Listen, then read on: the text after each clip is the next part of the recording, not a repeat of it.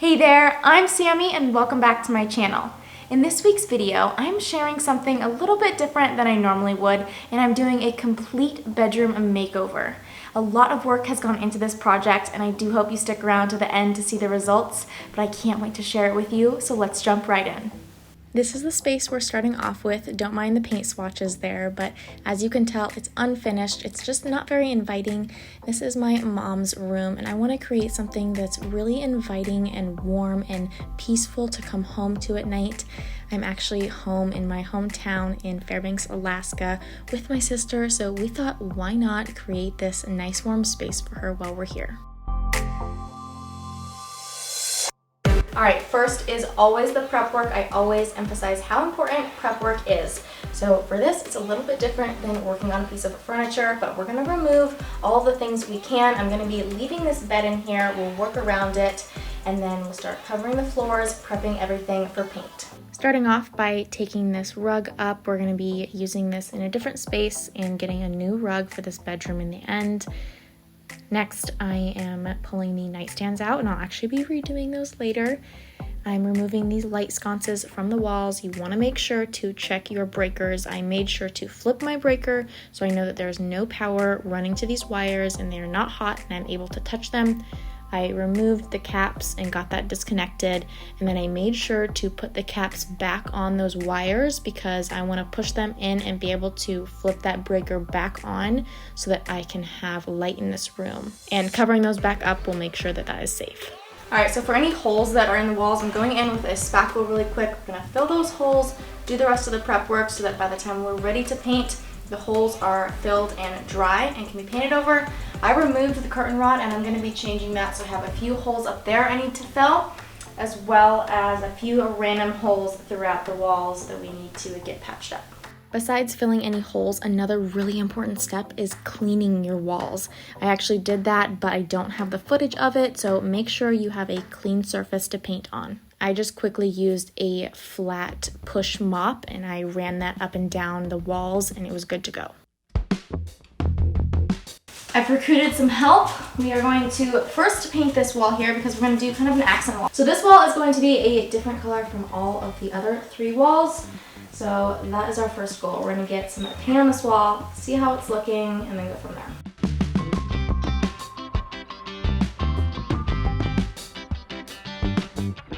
Painting is always easier with two or more people, so me and my sister got to work. I got a paintbrush and started painting all the edges and any small hard to get areas, and she began rolling all the larger surfaces.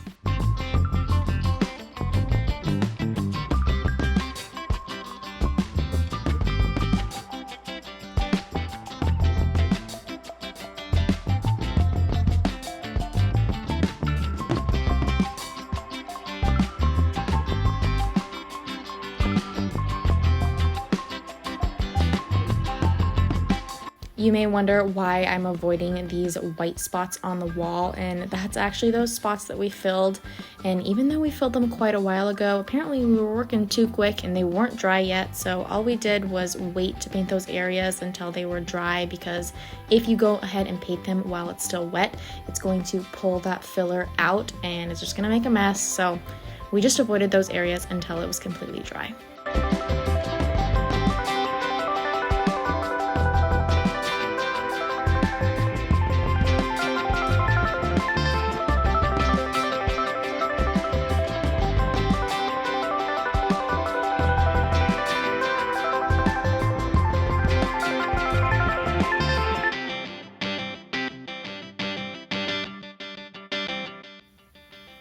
You will only see us applying one coat of paint, but we did go ahead and do 2 coats of paint on both of these colors.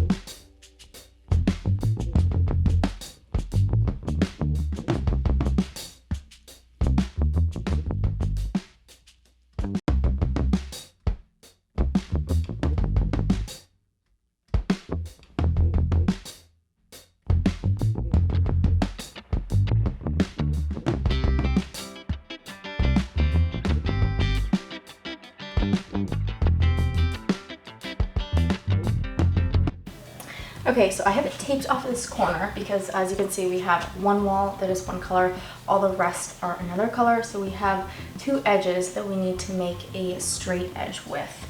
So I've taped it off.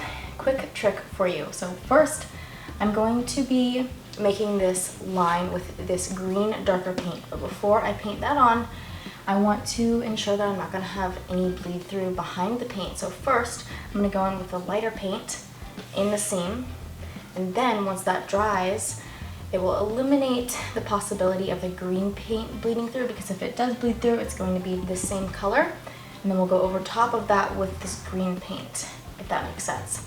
I just want to make sure that I'm giving myself a nice straight line, and I'm not gonna allow this green paint to get underneath that tape line so that everything will be super straight, and then I won't have to touch up anything once I take that tape off. I hope that explanation made some sense. First, I'm going in here with the light color because if there is any bleed through, it's going to be the light color on the light wall, so you won't see it, and then we'll let it dry and go over it with the darker color.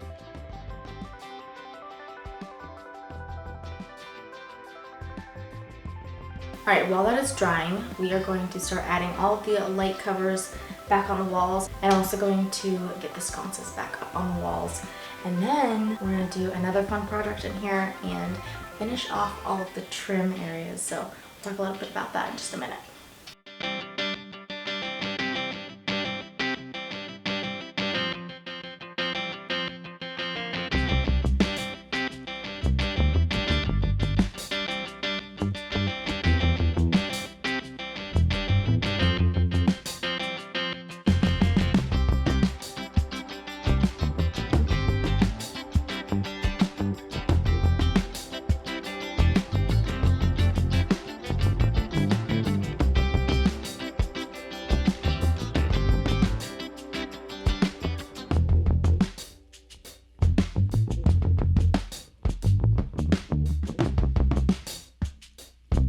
I want to take a moment to pause and share a new product with you guys. I had the pleasure of working with Smart Wings blinds for this video, and they were kind enough to send me 3 large blinds for these windows. As I open up the box, it comes with a owner's manual, screws and anchors for hanging, a remote control, and a charging cable. You have the option to go with hardwired, solar-powered, plug-in, or rechargeable for these motorized blinds. I chose rechargeable for easy installment, and the area I will be hanging these doesn't get a lot of direct sunlight to charge the solar panels.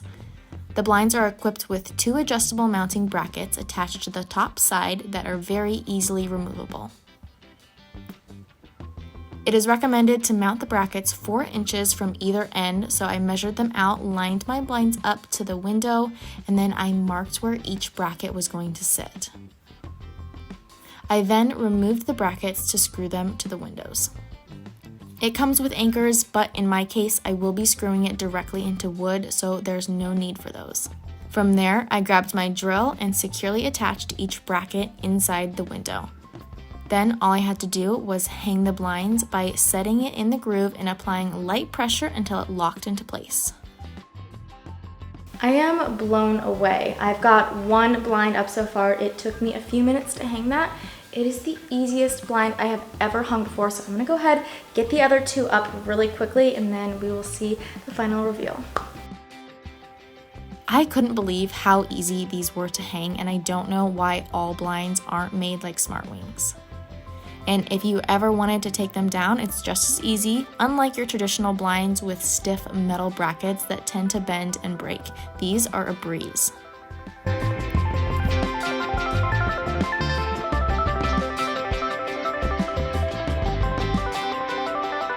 Now for the setup. I removed the remote from the box. You have the option to use the mounting bracket to hang the remote, and it comes with batteries to install. On one end of the blind, you will see a small button and a charging port.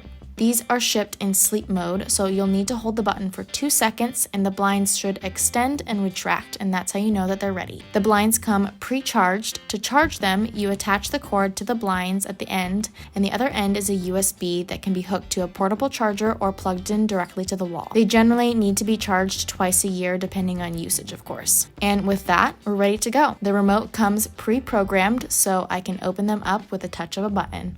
Combining modern aesthetics with advanced technology, SmartWings blinds are designed to enhance your living space and simplify your life. These blinds can also adjust by a simple touch on your smartphone or even voice command with smart home systems. It's available in a range of colors and materials to complement your home. SmartWings blinds helps regulate indoor temperature, keeping your home cooler in the summer and warmer in the winter, ultimately saving you on energy bills. That's a big reason why I wanted these blinds in this home, as the winters here are very chilly in Alaska, and this is a great way to save on bills. If you're interested or want to know more about SmartWings blinds, there will be a link in the description to their website. Now, back to the video. All right, now we're going to reattach these to the wall. First and foremost, make sure you disconnect your power. I've flipped my breaker, so I have no power running to these wires right here, so I know it's safe to touch. I can reconnect them with these and get everything hooked back up, and then we'll flip our breaker once everything's connected and on the wall.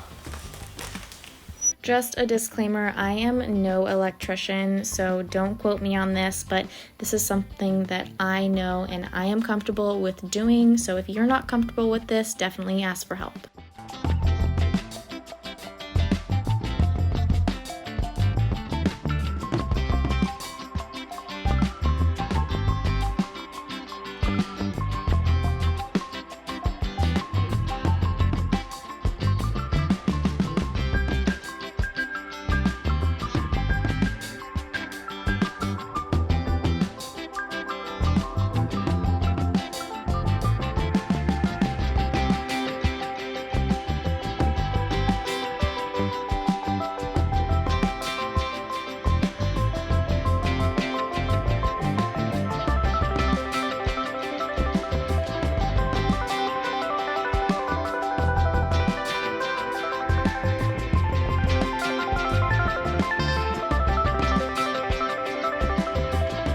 All right, I went ahead and flipped my breaker back on. I've got both of these sconces back in, the light bulb's in, so now it's time to check and make sure everything works. It looks like everything's put back together as it should be. Now we can move on to the next step, which, as you can tell, this room is unfinished. So the next step in this room makeover process is refinishing the windows and all of the doors. All of the windows need a casing inside, so we're gonna go, I need to rip down a bunch of boards, cut those to size, get those in, and then we'll start trimming around the windows and around the doors, and even the floor needs trim as well. So we're gonna get all of that up.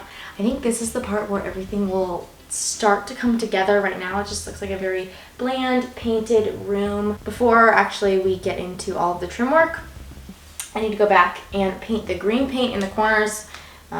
That white paint is now dry. You want to make sure you give that enough time to dry so that when you go over it with that green paint or the other color paint that you're using, it doesn't smear everywhere and make a mess and more of a difficult project to fix. So let's go touch that up, then painting will be done, then we can move on to the trim.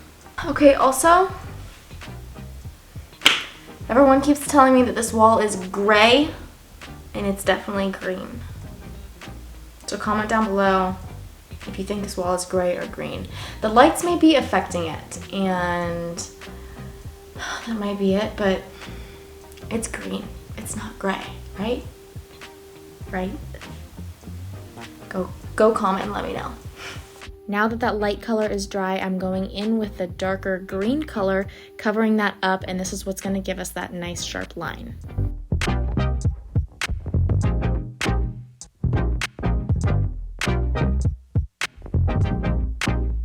All right, now for the most satisfying part, we're gonna be peeling off these strips of paint. You wanna make sure to do this while the second coat is still wet, so that way the paint doesn't dry and you peel off the paint and then it starts to kind of peel off the dry paint. It gives you a really nice clean line if you peel it off when it's still wet, and then we'll let this all dry.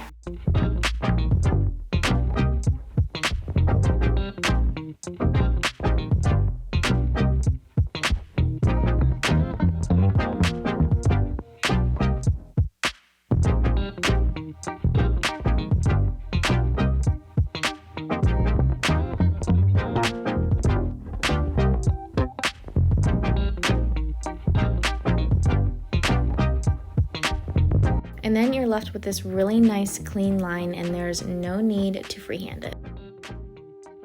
All right, so now I'm working on the inside, like the window casing. There's no wood there currently, so I've got wood that is the correct depth, and now we need to cut it to the correct length. So I've got all my measurements written down. We're gonna go ahead, cut all these pieces, go check if they fit, and then we'll get everything inside.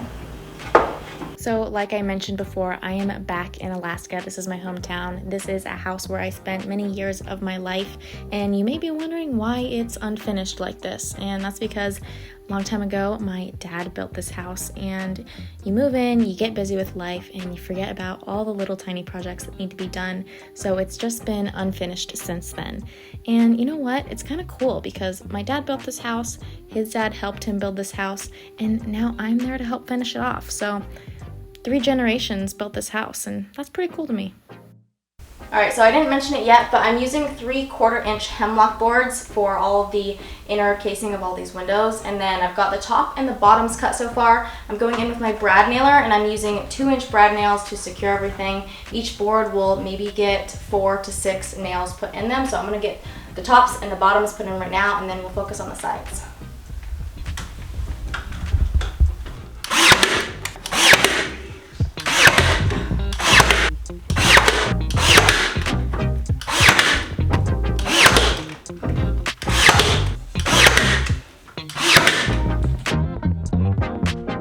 So I'd like to give a quick shout out to my Papa George. You know who you are, and I know you're watching, and my dad, and I know you're also watching. Because if it wasn't for them, I wouldn't know how to do a lot of this cool stuff I show you guys how to do. And I don't know if I'd have the same passion and drive as I do for all these DIY projects. So thanks.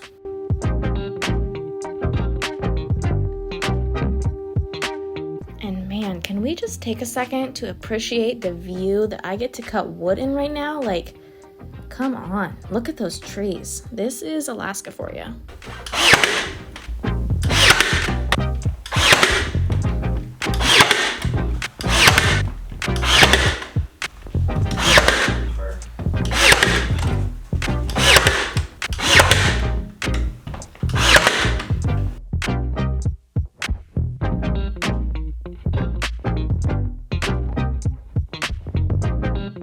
Okay, so now I'm working on the baseboard trims. So I currently have one piece in there, but we're going to talk a little bit about mitering them.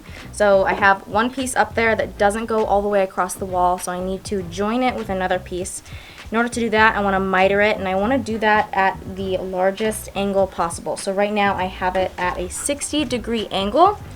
I'm going to stand this board up here. We're going to cut this 60-degree angle, and then they're going to meet up, and those 2 angles should meet flush and be less noticeable than just adding 2 straight pieces together.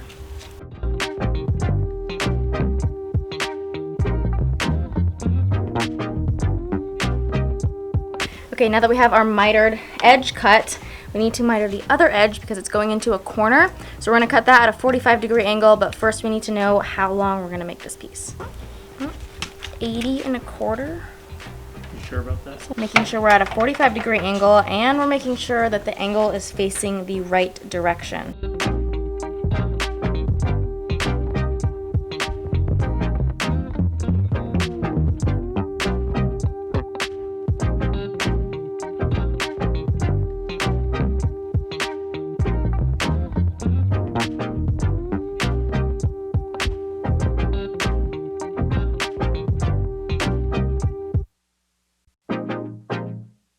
Alright, it might seem like I am jumping from one thing to the other, but we finished the windows up top, and I did all the trim on the baseboards on this back wall. Now I'm switching to all the door frames, and you might wonder why. So I finished the baseboard on the back, and that is just one full wall. There's no doors on that wall. But we start with this wall here, and there is a door. So the baseboard trim is going to run up against that door trim. So first I want to frame out the doors so that I know how long to cut my baseboards. So we're basically going to switch it to the doors now, do all the doors, then we can finish the baseboards, and then we can do the window trim. This whole framing thing and trimming windows and trimming doors, it might seem a little complicated, but honestly, once you do one, I feel like you can do any of them, and you kind of just get the hang of it. You get to know what angles to cut, and it's honestly really simple once you get going. So I've got one door down now. For the pieces of trim, you can see that they come to a point. So I've mitered the edges on the top two corners, and on the bottom it is straight so it can meet up with the floor nice and flush. So I'll show you a little bit how I cut these pieces of trim, and then we'll get all the rest of these doors done. All right, so I'm trying to get these mitered edges. This piece is going to be for the right side of the door. These have kind of a beveled edge, so the inside is a little bit thinner than the outside, so we want to make sure that our 45-degree angle is facing the correct way. So I know I'm going to be turning my miter saw 45 degrees to the right when I'm cutting the right side, and I'll turn it 45 degrees to the left when I cut the left side. So all your miter saws should have a adjustment. Usually it's up here up front where you can switch what angle you're cutting. You can also tilt this blade from side to side, but I think it's easier to move this back and forth. So first we're cutting the right side. I'm putting this to 45. And the small edge is going to be up against the miter saw. We're going to cut this angle here.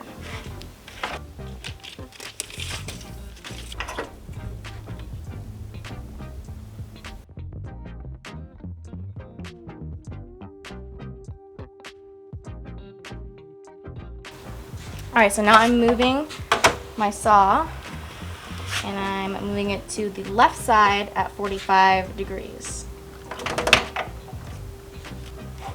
Again, the small side is still facing the saw, but I've switched it so the whole piece of trim is on my right side now, so I'm cutting the end right here in front of me. So you always want to double check.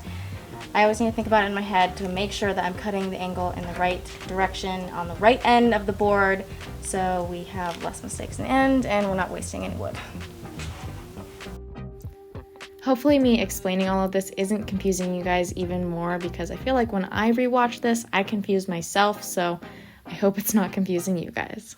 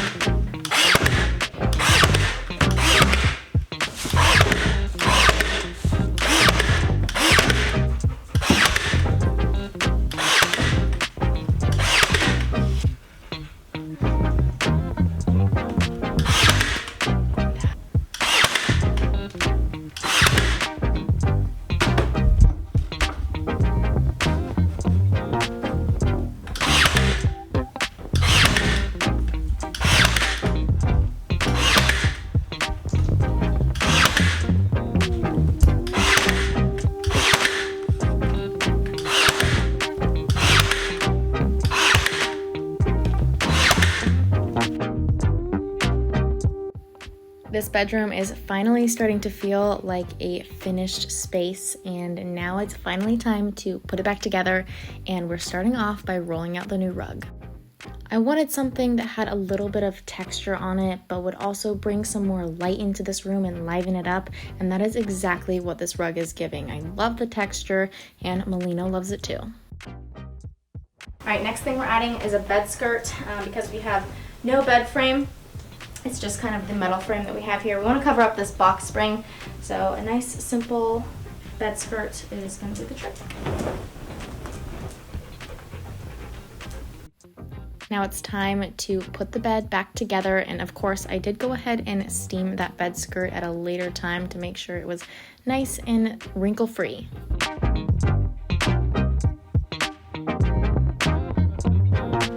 We did get some new bedding, including a duvet and a duvet cover from Amazon, so if you're interested in that, I will link those down in the description below. You can go check them out.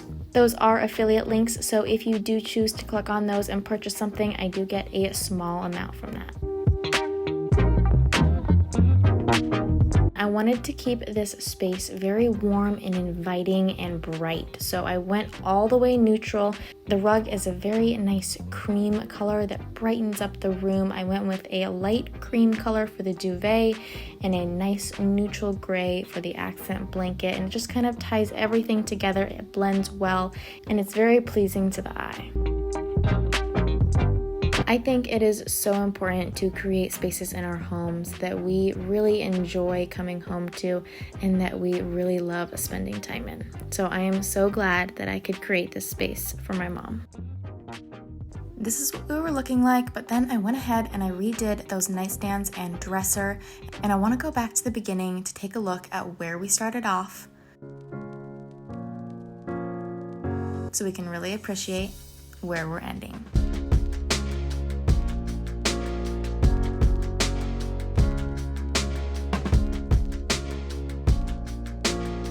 And yes, of course, I will have a video coming soon of this furniture makeover, so stay tuned for that.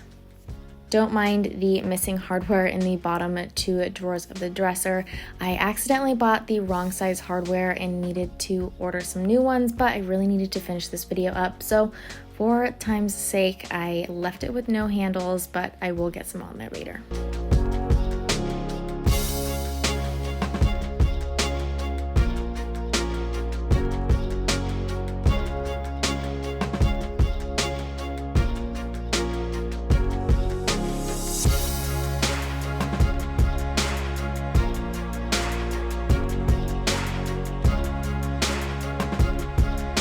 Thank you so much for watching. I hope that you really enjoyed this video. I sure had a lot of fun creating this space and sharing it with you guys.